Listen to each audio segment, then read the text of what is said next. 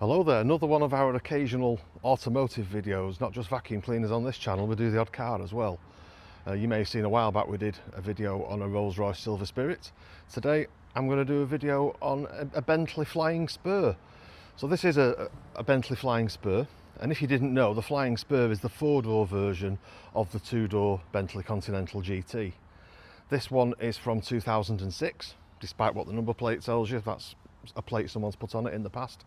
It's a 2006 car, it's quite low mileage, and it's another one of these cars that I've just bought because, you know, it's one of them things you have to have. You just have to try one every now and again, get it out of your system. So if anyone's actually interested in this, after you've had a look around it, you can get in touch with us. It is currently for sale, and it's under 10,000 quid. So let's have a closer look. So there are a lot of car for the money, these, aren't they, I think. And I've been thinking about one of these for a while.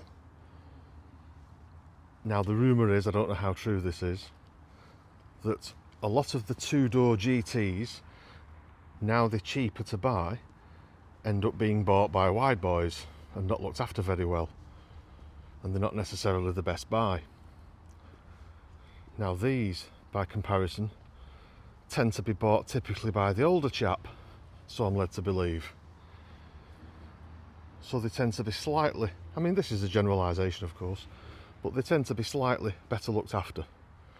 That's the rumour. I haven't cleaned it for you, by the way, because I have been using it, and this being Manchester, it rains constantly. So the car is a little bit on the mucky side. But as you can see, it's a very straight example. It hasn't done a great deal of miles either. Now the interior on these, I mean, you can be in two minds about it. Is it a little bit old man, or is it luxurious? What there are is a lot of buttons for different things all over the place. And if you've watched the video where James May tests one in Dubai, he talks about that, and I quite agree with him. Even in the back there's all various buttons that it's not entirely obvious what they all do.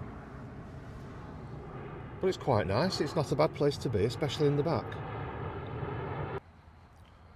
So under the bonnet here we have a 6-litre twin turbo, and these are, I gather, essentially two Volkswagen VR6 engines bolted together essentially to make this into what is a W12 engine.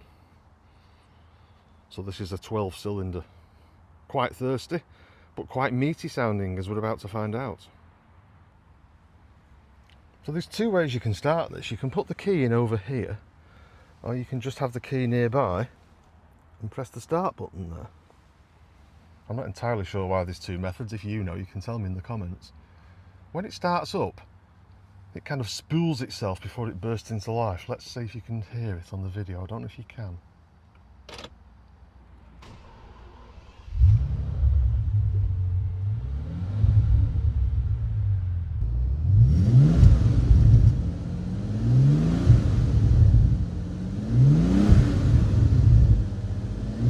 So that sounds quite meaty, doesn't it? Let's go for a drive.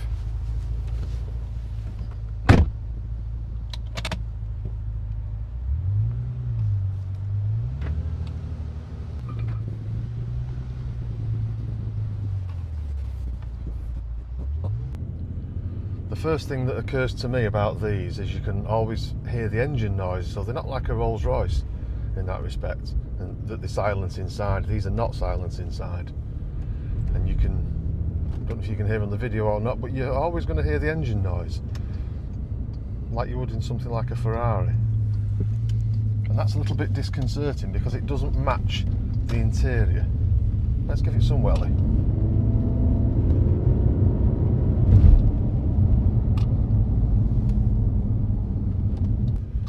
If you've watched the old Top Gear video of one of these with James May in Dubai, and if you're interested in these, really it is a must watch. I agree with pretty much everything he says about it. These switches, I mean this screen is appalling. For a car of this age and of this luxury level, it's just terrible. And the audio, the radio isn't much good. Speakers are nice, but radio's not much good. There's millions of buttons, you can't wrap your head around everything. The navigation's useless. But you know, it looks the part, it's got a Breitling clock. It's got these lovely plungers here like you get on certain other old Bentleys. It's a very interesting thing to have. And these are essentially a Volkswagen Phaeton underneath.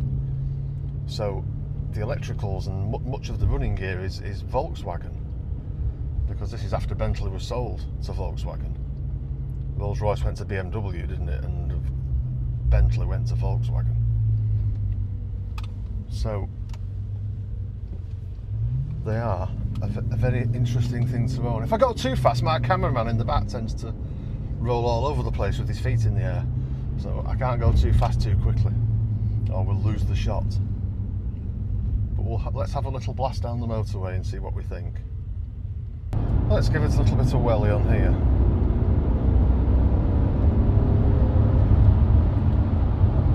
You can end up going a lot faster than you're allowed to very quickly if you're not careful in one of these. One of the reasons I bought this as well is because it came from a friend of mine who's had it about 12 months while he got it out of his system, and him and his wife had a play in it, and he got it from a fairly fastidious bloke he knows. So it's got a reasonable history with it. It's not been abused to the best of my knowledge, and the mileage is quite modest at 86,000 at the moment, but I have been using it because it is a lot of fun. In fact, I have trouble getting my wife out of it.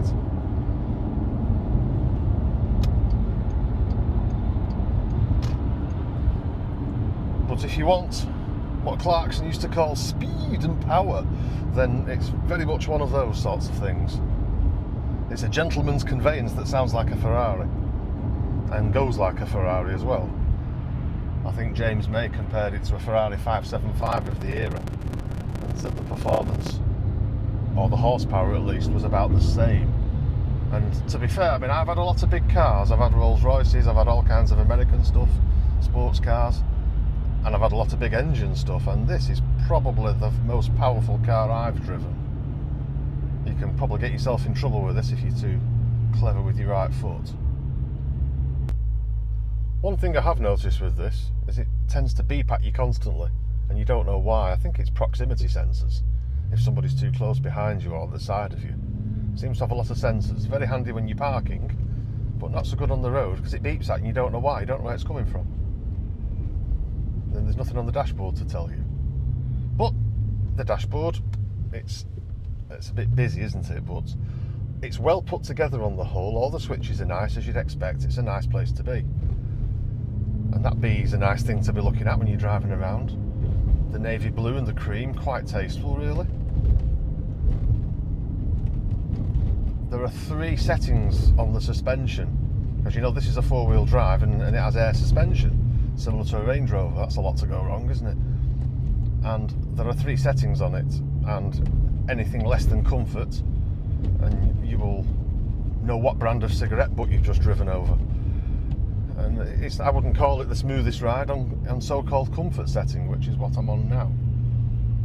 But it is what it is. It's a sort of I suppose you'd call it a semi-sports car, wouldn't you? Oh, there's one of the random beeps.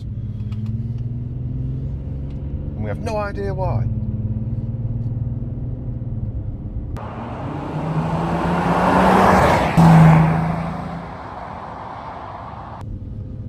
Now, depending where you read, you can read all different opinions about these.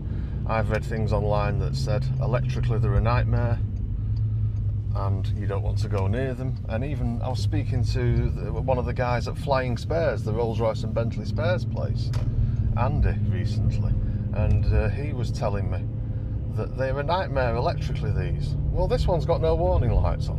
And when you go reading online, I found lots of accounts of people that said things like, oh, I had one for 3 or 4 years, I only had to put tyres on it and a set of brake pads, and it was a faultless car. So who knows what the reality is. If you've had one, if you've got experience of one of these, or indeed of a Continental GT, I'd be quite interested to know your ownership experience down in the comments. Because for me, these are a lot of car for the money. And as well, all the nightmares about fuel consumption. You don't buy one of these if you're worried about fuel consumption, do you? There's another one of those beeps for no reason. But I put a full tank in this about a week and a half ago, about 120 quid. It's still got a little more than a quarter in it. I've been all over the place. I've been to work in it every day for at least a week. I don't think they're as bad as some people say. It does say on the dashboard here, consumption 9.6, but that could be a little bit because I'm maybe a bit heavier on the right foot than some people would be. But they're a lot of fun, and if you catch this while it's still available, because I'll be ready to sell it in another few weeks when the novelty's worn off a little, I'd be looking for 9.5 grand for this. And this is a lot of car for 9.5 grand, isn't it? I think so anyway. Something else I've noticed about this, the stalks. You know, the more you use a car, the more you get used to its little idiosyncrasies. The steering's a little bit weird on these. It gets stiffer the further you turn it. Apparently, I thought there was something wrong with it. They're supposed to do that.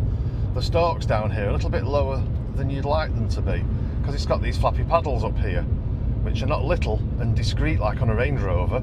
The great big things, almost like the thing you have on American column shifts. They're right down here, and the instruments like the fuel and the temperature, they're kind of down a tunnel there. You've got to lean forward and squint. But you know, it's still a fun thing, and it's a lot for the money. So we're going to do some more automotive videos. I think the next one we'll do is on a Range Rover, rather like that one there that you can see. And oh, thank you very much, pulls out in front of me. Yeah, people do that when you drive these, by the way. Nobody wants to let you out of side turnings, and people pull out in front of you. It's a kind of a subconscious middle finger that some people like to give you. But anyway, what else can I tell you about this? So this is almost 20 years old. For me, I don't think it looks particularly dated. What do you think? I think it still looks quite current. Some people find them ugly. Some people think they're very elegant. What do you think? So it's quite an interesting thing, isn't it? And you know, I mean, they really are a tremendous amount of car for the money. This is almost 20 years old. It cost, I think, 120,000 quid or something when I looked it up. Whoever bought it new. And it's worth probably under 10 now. So I've got this up for 9.5. I've not actually advertised it. It'll probably end up going in Manor Park auctions not far away. They've got a nice reach. I'll put a link to them below. And if you're thinking about having one of these, you know, for the ownership experience, yeah, they're cheap to buy. And they're not bad to insure as well, unless you're about 23. They are going to cost you money when they break. And an old luxury car is going to break. This one hasn't done yet. There's not even any warning lights on. This one's been all right. Touch wood, I haven't got any.